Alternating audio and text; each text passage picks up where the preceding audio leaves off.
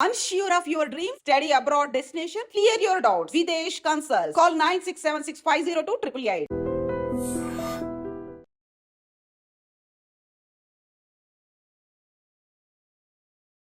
పెద్దపల్లి జిల్లాలో విషాదకర ఘటన జరిగింది అనుకోవచ్చు. ఎందుకంటే కేవలం 3 ఏళ్ళు ఆ పాపకి. సో ఆ పాపని చంపి ఆ తర్వాత తల్లి కూడా ఫ్యాన్ కి ఉరేసుకొని చనిపోయిన పరిస్థితి. సో ఈ మధ్య కాలంలో అయితే ఇట్లాంటి ఇన్సిడెంట్స్ కొల్లలుగా జరుగుతున్నాయి. అంటే రోజుకి 2, 3 ఇట్లాంటి ఘటనలు అయితే చోటు చేసుకుంటున్న పరిస్థితి అయితే కనిపిస్తోంది.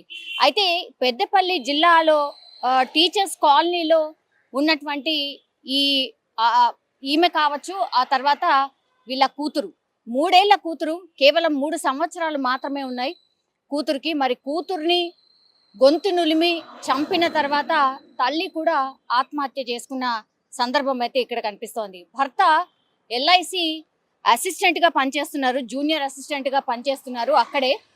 మరి ఆయన లేనటువంటి సమయంలో ఇప్పుడు ఈ 3 ఏళ్ల కూతుర్ని చంపి ఆ తర్వాత తల్లి ఆత్మహత్య చేసుకున్నటువంటి సిచ్యువేషన్ అయితే కనిపిస్తోంది. ఈ కేసులో ఏం జరిగింది, మరి భర్త వేధింపులా లేకపోతే ఇంకేదైనా కారణం అనే కోణంలో అన్ని కోణాల్లో పోలీసులు అయితే విచారణ చేస్తూ ఉన్నారు. కానీ భర్త లేనటువంటి సమయంలో ఇప్పుడు ఈమె ఆ తర్వాత వాళ్ళ కూతుర్ని గొంతు నులిమి చంపేసింది. కాబట్టి ఈ కేసులో ఫస్ట్ అనుమానం ఎవరి మీద ఉంటుంది అంటే భర్త మీదే ఉంటుంది. మరి భర్తకు సంబంధించి పూర్తిగా ఆరా తీస్తున్నారు పోలీసులు. ఏమైనా గొడవలు ఉన్నాయా, లేకపోతే ఫైనాన్షియల్ ఇష్యూస్ ఉన్నాయా, ఇంకేమైనా ఉన్నాయా, అత్తమామలకు సంబంధించి కావచ్చు, లేదంటే ఇంకేమైనా కారణాలు ఉన్నాయా అనేటువంటి కోణంలో పోలీసులు అయితే విచారణ చేస్తూ ఉన్నారు. కానీ చిన్న పిల్లలు, చాలా చిన్న పిల్లల్ని తల్లులు చంపుతున్న సందర్భాలు అయితే ఈ మధ్య కాలంలో చాలా అంటే చాలా పెరిగిపోతున్నాయి. ఎందుకంటే గొంతు నిలిమి చంపుతున్నారు, లేదంటే మొన్న మనకు తెలుసు పూర్తిగా అమీన్పూర్ కి సంబంధించిన ఇష్యూ, 3 పిల్లల్ని తల్లి చంపేసినటువంటి సిచ్యువేషన్. అదైతే ఎవరు కూడా ఇప్పటికీ కూడా మర్చిపోవట్లేదు. అట్లాగే మొన్న రీసెంట్లీ కూడా ఒక తండ్రి 2 పిల్లల్ని బకెట్ నీళ్ళల్లో వాళ్ళ తలలు ముంచేసి కాళ్ళు చేతులు కట్టేసి చంపేసినటువంటి సందర్భం. ఇట్లా రకరకాలుగా ఎన్ని కేసెస్ చూసినా సరే పిల్లల్ని కూడా వదిలిపెట్టకుండా తల్లిదండ్రులే ఏకంగా మరి ఏం జరుగుతుందో ఏంటో తెలియదు కానీ వాళ్ళే చంపుకుంటున్న సందర్భాలు అయితే చాలానే కనిపిస్తూ ఉన్నాయి.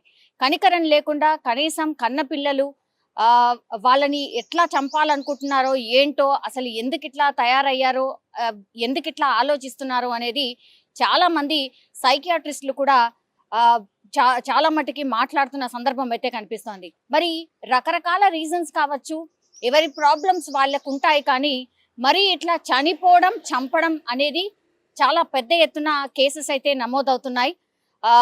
ఏం ప్రభావం, ఇంత క్విక్గా డిసిషన్స్ ఎందుకు తీసుకుంటున్నారు, కనీసం అంతకంటే ముందు ఏదైనా ఇష్యూస్ ఉన్నా, ప్రాబ్లమ్స్ ఉన్నా ఫ్యామిలీలో కూర్చొని పెద్దల సమక్షంలో తల్లిదండ్రులు, అటు అత్తమామల సమక్షంలో కూర్చొని, పెద్ద మనుషుల సమక్షంలో కూర్చొని మాట్లాడుకుని సాల్వ్ చేసుకునే వాళ్ళు.